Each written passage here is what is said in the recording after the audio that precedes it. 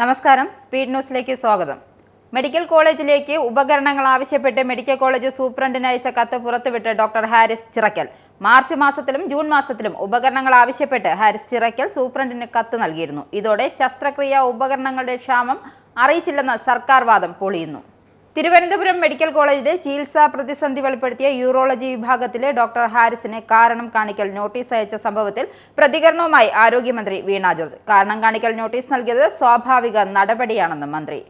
School വേനൽ അവധി June ജൂലൈയിലേക്ക് മാറ്റുന്നതിൽ പ്രതികരിച്ച് വിദ്യാഭ്യാസ മന്ത്രി വി ശിവൻകുട്ടി. ഇതിൽ തർക്കത്തിന്റെയോ വെല്ലുവിളിയുടെയോ വിഷയമല്ല. ഇപ്പോഴുള്ളതുപോലെ മതിയെങ്കിൽ അങ്ങനെ തന്നെ തുടരും. സംസ്ഥാനത്തെ പൊതുവിദ്യാലയങ്ങൾ 1 മുതൽ 8 വരെയുള്ള ക്ലാസുകളിലെ പുതുക്കിയ ഉച്ചഭക്ഷണ മെനു ഇന്നു മുതൽ നടപ്പാക്കും. കുട്ടികളിൽ ശരിയായ പോഷണം ലഭിക്കുന്നില്ല എന്ന കണ്ടെത്തലിനെ തുടർന്നാണ് പുതിയ വിഭവങ്ങൾ സർക്കാർ നിർദ്ദേശിച്ചത്.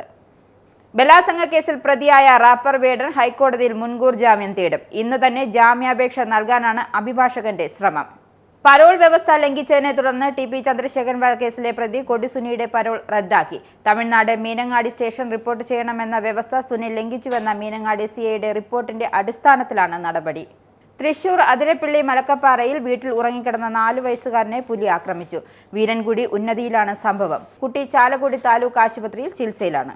കൊല്ലം അഞ്ചാലുമൂട് ഭാര്യയെ കുത്തിക്കൊന്ന കേസിലെ പ്രതി പിടിയിൽ. കല്ലുവാതിക്കൽ സ്വദേശി ജിനുവാണ് പിടിയിലായത്. രേവതി ഹോം നേഴ്സായി ജോലി ചെയ്യുന്ന വീട്ടിൽ അതിക്രമിച്ച് കയറിയായിരുന്നു കൊലപാതകം. ബി.ജെ.പി. സംസ്ഥാന അധ്യക്ഷൻ രാജീവ് ചന്ദ്രശേഖർ സീറോ മലബാർ സഭ major archbishop Mar Raphael തട്ടിലിനെ സന്ദർശിച്ചു. പ്രധാനമന്ത്രി ചില കാര്യങ്ങൾ തന്നെ പറഞ്ഞ് ഏൽപ്പിച്ചിട്ടുണ്ടെന്നും അത് അറിയിക്കാനാണ് വന്നതെന്നും ആർച്ച് ബിഷപ്പിനെ സന്ദർശിക്കുന്നതിന് മുമ്പ് അദ്ദേഹം മാധ്യമങ്ങളോട് വ്യക്തമാക്കി. ധർമ്മസ്ഥലയിൽ നിന്നും കണ്ടെത്തിയ അസ്ഥിഭാഗങ്ങൾ ഏതൊക്കെയെന്ന് തിരിച്ചറിഞ്ഞു. കണ്ടെത്തിയ അസ്ഥികളിൽ 5 എണ്ണം പല്ല്, 1 താടിയല്ല്, 2 തുടയല്ല്. ബാക്കിയുള്ളവ പൊട്ടിയ നിലയിലുള്ള അസ്ഥിഭാഗങ്ങളാണ്. ബാക്കിയുള്ള ഭാഗങ്ങൾ ഏതൊക്കെയെന്ന് തിരിച്ചറിയാൻ വിശദമായി ഫോറൻസിക് പരിശോധന നടത്തും. ഛത്തീസ്ഗഡിൽ അറസ്റ്റിലായ മലയാളി കന്യാസ്ത്രീകളുടെ ജാമ്യാപേക്ഷ ഇന്ന് ഛത്തീസ്ഗഡ് ഹൈക്കോടതിയിൽ സമർപ്പിക്കും. ബിലാസ്പൂരിലെ ഹൈക്കോടതിയിൽ സഭാ നേതൃത്വമാണ് കന്യാസ്ത്രീകൾക്ക് വേണ്ടി ഹർജി നൽകുന്നത്. ഛത്തീസ്ഗഡിൽ അറസ്റ്റിലായ മലയാളി കന്യാസ്ത്രീകൾക്ക് ജാമ്യം നൽകാനുള്ള നടപടി സ്വീകരിക്കുമെന്ന് കേന്ദ്ര ആഭ്യന്തരമന്ത്രി അമിത്ഷാ. ഇന്നോ നാളെയോ ജാമ്യം ലഭിക്കുമെന്നും ഇതിനെ ഛത്തീസ്ഗഡ് സർക്കാർ എതിർക്കില്ലെന്നും അമിത്ഷാ കൂട്ടിച്ചേർത്തു. 70-ലധികം രാജ്യങ്ങൾക്ക് 10% മുതൽ 41% വരെ പരസ്പര തീരുവ ചുമത്തി അമേരിക്ക. ഇത് സംബന്ധിച്ച എക്സിക്യൂട്ടീവ് ഉത്തരവിൽ അമേരിക്കൻ പ്രസിഡന്റ് ഡൊണാൾഡ് ട്രംപ് ഒപ്പുവെച്ചു. ഗാസയിലെ വിവിധ ഇടങ്ങളിൽ ഭക്ഷണ വിതരണ കേന്ദ്രങ്ങൾ 24 മണിക്കൂറിനിടെ ഉണ്ടായ ഇസ്രയേൽ വെടിവയ്പിലും ആക്രമണങ്ങളിലും 91 പേർ കൊല്ലപ്പെട്ടു. റഷ്യയിലുണ്ടായ ഭൂകമ്പത്തിന് പിന്നാലെ സുനാമി ജാഗ്രതാ മുന്നറിയിപ്പുമായി ചിലി.